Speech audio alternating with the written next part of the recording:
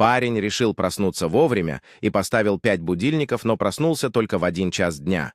С уверенностью, что справится, он выключил все будильники и сказал: «Отлично, теперь я встану вовремя». Однако его уверенность быстро рассеялась, когда он увидел, что часы показывают 13:00.